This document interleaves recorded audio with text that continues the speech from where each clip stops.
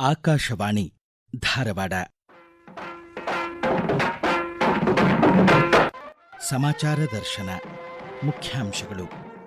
ಏಕ್ ಭಾರತ್ ಶ್ರೇಷ್ಠ ಭಾರತ್ ಯುವ ಸಂಗಮ ಪ್ರಕಲ್ಪದಡಿ ವಿಶೇಷ ಕಾರ್ಯಕ್ರಮ ಸಂಪನ್ನ. ಆಕಾಶವಾಣಿ 90 ಸಂಧ್ಯಾ ಸುಧೆ. ಆಕಾಶವಾಣಿ ಧಾರವಾಡ ಕೇಂದ್ರದಿಂದ ವಿಶೇಷ ಸಂಗೀತ ಸಂಜೆ. ಈ ತಿಂಗಳ 22ರವರೆಗೆ 9ನೇ ರಾಷ್ಟ್ರೀಯ ಜಾನುವಾರು ಕಾಲುಬಾಯಿ ರೋಗ ವಿರುದ್ಧದ ಲಸಿಕೆ ನೀಡಿಕೆ ಮಾಸಿಕ ಅಭಿಯಾನ.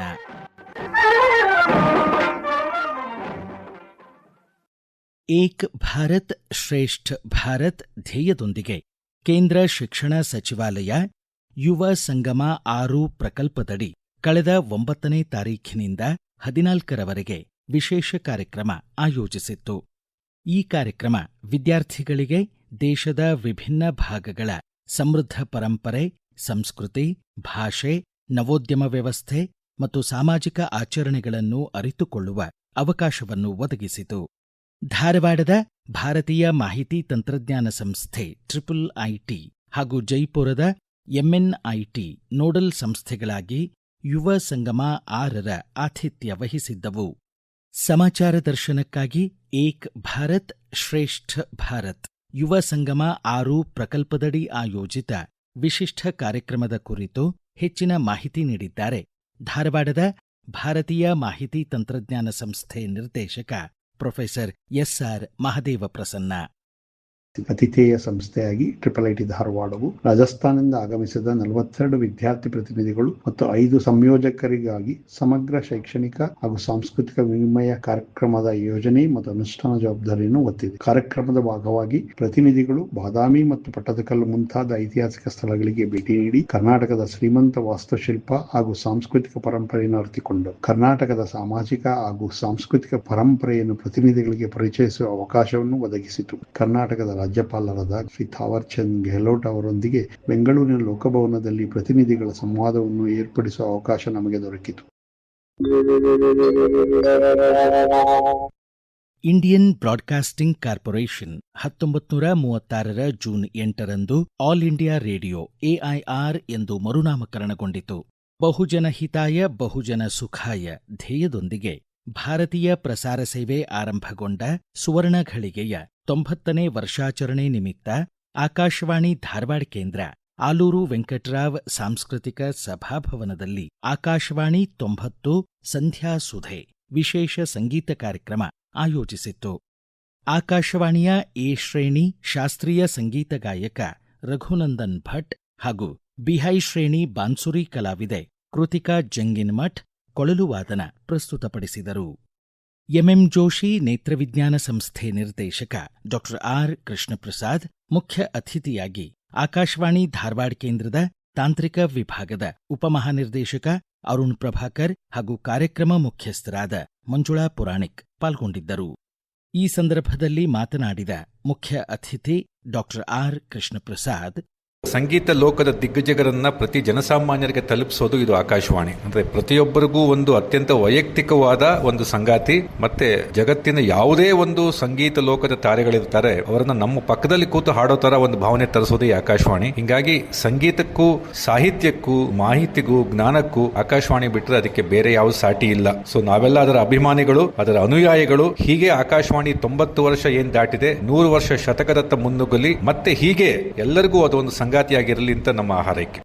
ಆಕಾಶವಾಣಿ 90 ವರ್ಷಾಚರಣೆ ಹಿನ್ನೆಲೆ ಆಕಾಶವಾಣಿ ಉತ್ತರ ಕನ್ನಡ ಜಿಲ್ಲೆಯ ಕಾರವಾರ ಕೇಂದ್ರ ಕಾರವಾರದ ರವೀಂದ್ರನಾಥ್ ಟ್ಯಾಗೋರ್ ಕಡಲತೀರದಿಂದ ಆಕಾಶವಾಣಿ ಕೇಂದ್ರದವರೆಗೆ ವಾಕಥಾನ್ ಆಯೋಜಿಸಿತ್ತು. ಜಿಲ್ಲಾಧಿಕಾರಿ ಕೆ ಲಕ್ಷ್ಮೀಪ್ರಿಯ ಆಕಾಶವಾಣಿ @90 ವಾಕಥಾನ್ ಉದ್ಘಾಟಿಸಿದರು. ಜಿಲ್ಲಾ ಪೊಲೀಸ್ ವರಿಷ್ಠಾಧಿಕಾರಿ ದೀಪನ್ MN ಹಾಗೂ ಜಿಲ್ಲಾ ಪಂಚಾಯಿತಿ ಸಿಇಒ ಡಾ ದಿಲೀಶ್ ಶಶಿ ಸೇರಿದಂತೆ ಆಕಾಶವಾಣಿ ಸಿಬ್ಬಂದಿ, ಆತ್ಮೀಯ ಶ್ರೋತೃಗಳು, ಕಲಾವಿದರು ಹಾಗೂ ಸ್ವಯಂ ಸೇವಾ ಸಂಸ್ಥೆಗಳ ಪ್ರತಿನಿಧಿಗಳು ಭಾಗವಹಿಸಿದ್ದರು. ಕೇಂದ್ರ ಪುರಸ್ಕೃತ ಪ್ರಧಾನಮಂತ್ರಿ ಕಿರು ಆಹಾರ ಉದ್ದಿಮೆಗಳ ನಿಯಮಬದ್ಧಗೊಳಿಸುವಿಕೆ ಯೋಜನೆ PMFME ಹಾಗೂ ರಾಜ್ಯ ಸರ್ಕಾರದ ಪರ್ಯಾಯ ಕೃಷಿ ಯೋಜನೆ ಅಡಿ ಕಲಬುರಗಿ ಜಿಲ್ಲೆಯ ಮಹಿಳಾ ಸ್ವಸಹಾಯ ಸಂಘದ ಸದಸ್ಯರಿಗೆ 50% ಸಬ್ಸಿಡಿ ಸಾಲ ಯೋಜನೆ ಮೂಲಕ ಕೃಷಿ ಇಲಾಖೆ ರೊಟ್ಟಿ ಉದ್ಯಮ ಆರಂಭಿಸಲು ಸಹಾಯ ಹಾಗೂ ಮಾರ್ಗದರ್ಶನ ಒದಗಿಸಿದೆ. ಈಗ ವಿದೇಶಗಳಿಗೂ ರಫ್ತಾಗುತ್ತಿರುವ ಬ್ರ್ಯಾಂಡ್ ಕಲಬುರ್ಗಿ ಜೋಳ, ಸಿರಿಧಾನ್ಯದ ರಾಗಿ ಹಾಗೂ ಸಜ್ಜೆ ರೊಟ್ಟಿ ಕುರಿತು ಸಮಾಚಾರ ದರ್ಶನಕ್ಕಾಗಿ ಮಾಹಿತಿ ನೀಡಿದ್ದಾರೆ ಕೃಷಿ ಇಲಾಖೆ ಕಲಬುರ್ಗಿ ವಿಭಾಗದ ಜಂಟಿ ನಿರ್ದೇಶಕ ಸಮದ್ ಪಟೇಲ್. ಕಲಬುರಗಿ ಭಾಗದಲ್ಲಿರುವಂತಹ ಸಾವಿರಾರು ಹೆಣ್ಮಕ್ಳು ಯಾರ್ಯಾರು FPO SHG ನಲ್ಲಿದ್ದಾರೆ ಅವರು ಎಲ್ಲ ರೊಟ್ಟಿ ಮಾಡುವಂತ ಒಂದು ಉದ್ದಿಮೆಯನ್ನ ಮಾಡಿಸಿ PMFME ಯೋಜನೆ ಭಾರತ ಸರ್ಕಾರದ್ದು, ಅನಂತರ ಸೆಕೆಂಡರಿ ಅಗ್ರಿಕಲ್ಚರ್ ಈ ಎರಡೂ ಯೋಜನೆಯಲ್ಲಿ ನಾವು 50% ಸಹಾಯಧನದಲ್ಲಿ ರೊಟ್ಟಿ ಮಾಡುವಂತ ಯಂತ್ರಗಳನ್ನ ಕ್ಲಸ್ಟರ್ ರೂಪದಲ್ಲಿ 137 ರೊಟ್ಟಿ ಮಷಿನ್ ಗಳನ್ನ ನಾವು ಕೊಟ್ಟಿದ್ದೀವಿ. ಇದರಿಂದ ಹೆಣ್ಮಕ್ಳಿಗೆ ತಿಂಗಳಿಗೆ ಒಂದು 15,000 ರಿಂದ 20,000 ರೂಪಾಯಿ ಅವರಿಗೆ ಮಂತ್ಲಿ ಫಿಕ್ಸ್ಡ್ ಇನ್ಕಮ್ ಬರ್ತಾ ಇದೆ. ಇದರಲ್ಲಿ PMFME ಬಹಳ ಇಂಪಾರ್ಟೆಂಟ್ ರೋಲ್ ಪ್ಲೇ ಮಾಡ್ತದೆ. ಕಲಬುರಗಿ ರೊಟ್ಟಿ ಈಗ ಎಕ್ಸ್ಪೋರ್ಟ್ ಆಗುವ ಮಟ್ಟಕ್ಕೆ ಬಂದ್ಬಿಟ್ಟಿದೆ ಆಲ್ರೆಡಿ. 9ನೇ ರಾಷ್ಟ್ರೀಯ ಜಾನುವಾರು ರೋಗ ತಡೆ ಕಾಲು ಬಾಯಿ ರೋಗ ವಿರುದ್ಧದ ಲಸಿಕೆ ನೀಡಿಕೆ ಮಾಸಿಕ ಅಭಿಯಾನ ಈ ತಿಂಗಳ 22ರವರೆಗೆ ರಾಜ್ಯಾದ್ಯಂತ ನಡೆಯಲಿದೆ. ಈ ಅಭಿಯಾನದ ಕುರಿತು ಪಶುಪಾಲನಾ ಇಲಾಖೆಯ ಹಾವೇರಿ ಜಿಲ್ಲೆ ಉಪನಿರ್ದೇಶಕ ಡಾ ಶಿವಯೋಗಿ ಎಲಿ ಮಾಹಿತಿ ನೀಡಿದ್ದಾರೆ.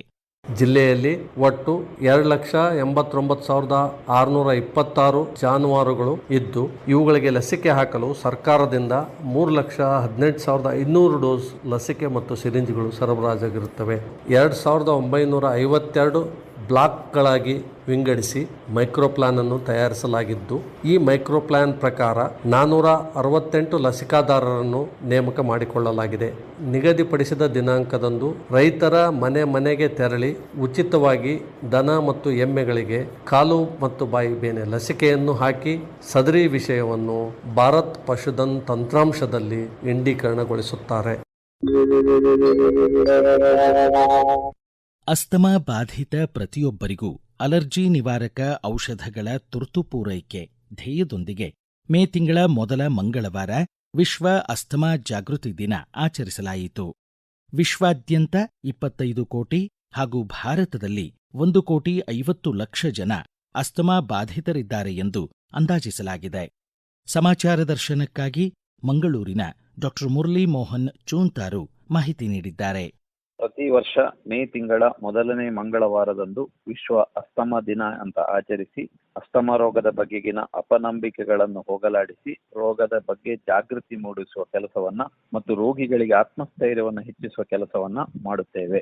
ಯಾವುದೋ ಅಲರ್ಜಿಕಾರಕ ವಸ್ತುವಿನಿಂದಾಗಿ ಅಲರ್ಜಿ ಉಂಟಾಗಿ ಗಾಳಿ ಚೀಲಗಳಿಗೆ ಆಮ್ಲಜನಕ ಹೋಗದೇ ಇದ್ದಾಗ ಈ ರೀತಿಯ ಅಸ್ತಮಾ ಆಘಾತ ಉಂಟಾಗುತ್ತದೆ.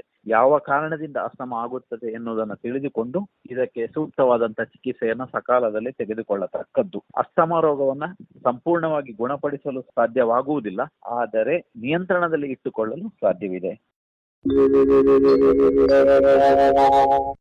ಕರ್ನಾಟಕ ಲಲಿತಕಲಾ ಅಕಾಡೆಮಿ ವರ್ಣಶ್ರೀ ಪ್ರಶಸ್ತಿಗೆ ಭಾಜನರಾಗಿರುವ ಉತ್ತರ ಕನ್ನಡ ಜಿಲ್ಲೆ ಅಂಕೋಲಾ ತಾಲೂಕು ಗೋಕರ್ಣದ ಹೆಸರಾಂತ ಕಲಾವಿದ ಹಾಗೂ ಕಾವಿ ಕಲೆ ಪರಿಣಿತ ರವಿ ಗುನುಗ ಸಮಾಚಾರ ದರ್ಶನಕ್ಕಾಗಿ ತಮ್ಮ ಸಂತಸ ಹಂಚಿಕೊಂಡಿದ್ದಾರೆ. ಗುರುತಿಸಿ ಕೊಟ್ಟಂತ ನಮ್ಮ ಅಕಾಡೆಮಿಗೆ ನಾನು ಧನ್ಯವಾದ ತಿಳಿಸ್ತೇನೆ. ಕಾವ್ಯ ಆರ್ಟಿ ಕೊಟ್ಟ ಶ್ರಮಕ್ಕೆ ಒಂದು ಫಲ ಸಿಕ್ಕಿದೆ ಅಂತ ಹೇಳಲಿಕ್ಕೆ ಇಷ್ಟಪಡ್ತೇನೆ. ಗೋವಾ ಬೌಂಡ್ರಿಯಿಂದ ಕೇರಳದ ಕಾಸರಗೋಡುವರೆಗಿದೆ. ಇದು ಮೂಲತಃ ಈ ಸಾರಸ್ವತರು ಈ ಕಡೆ ಬಂದಾಗ ಗೋವಾದಿಂದ ಈ ಕಲೆಯನ್ನು ತಂದ್ರು. 450 ವರ್ಷದ ಇತಿಹಾಸ ಇದಕ್ಕೆ. ದೇಶ್ ಭಂಡಾರಿ ಅಂತ ಹೇಳಿ ಕಾವ್ಯ ಆರ್ಟ್ ಅನ್ನ ಮಾಟಗಾರ್ ಫ್ಯಾಮಿಲಿ ಅಂತ ಹೇಳ್ತಿದ್ರು, ಅವರೇ ಆರ್ಟ್ ಅನ್ನ ಮಾಡ್ತಿದ್ರು. ಉಡುಪಿಯ ಜನಾರ್ದನ್ ಹಾವಾಂಜಿ ಅಂತ ಅವ್ರು ಮಾಡ್ತಾ ಇದ್ದಾರೆ. ಗೋವಾದಲ್ಲಿ ಸಾಗರ್ ನಾಯ್ಕ್ ಮೂಳೆ ಅಂತ ಹೇಳಿ ಕಾವ್ಯ ಆರ್ಟ್ ಅನ್ನು ಇಟ್ಕೊಂಡು ಹೊರಟಿದ್ದಾರೆ. ಮೊನ್ನೆ ರಾಷ್ಟ್ರಪತಿ ಭವನದಲ್ಲಿ ಈ ಆರ್ಟ್ ಅನ್ನೆಲ್ಲ ಮಾಡಿದ್ದಾರೆ. ಅವರು ಬೆರಳೆಣಿಕೆಷ್ಟು ಜನ ಈ ಆರ್ಟ್ ಅನ್ನ ಕಂಟಿನ್ಯೂ ಮಾಡಿದ್ದಾರೆ ಮತ್ತು ಉಳಿಸ್ತಾ ಇದ್ದಾರೆ. ಇದು ಈ ವಾರದ ಸಮಾಚಾರ ದರ್ಶನ. ಪ್ರಸ್ತುತಿ ಧಾರವಾಡ ಆಕಾಶವಾಣಿಯ ಪ್ರಾದೇಶಿಕ ಸುದ್ದಿ ವಿಭಾಗ. ಸಂಪಾದಕರು ಧಾರವಾಡ ಹಾಗೂ ಬೆಂಗಳೂರು ಆಕಾಶವಾಣಿಯ ಪ್ರಾದೇಶಿಕ ಸುದ್ದಿ ವಿಭಾಗದ ಸಹಾಯಕ ನಿರ್ದೇಶಕರಾದ ತುಕಾರಾಮ್ ಗೌಡ ಜಿ. ನಿರೂಪಣೆ ಹರ್ಷವರ್ಧನ್ ಶೀಲ್ವಂತ್. ಸಂಕಲನ ವಿವೇಕಾದಿತ್ಯ ಕನಿಯಾಲ. ಸಹಕಾರ ಮುರ್ತುಜಾ ಹೊಂಗಲ್ ಹಾಗೂ ಉಮೇಶ್ ಗುಳಣ್ಣವರ್. ಮುಂದಿನ ವಾರ ಇದೇ ವೇಳೆಗೆ ಮತ್ತೆ ಮೂಡಿ ಬರಲಿದೆ ವಾರದ ವಾರ್ತಾಚಿತ್ರ ಸಮಾಚಾರ ದರ್ಶನ.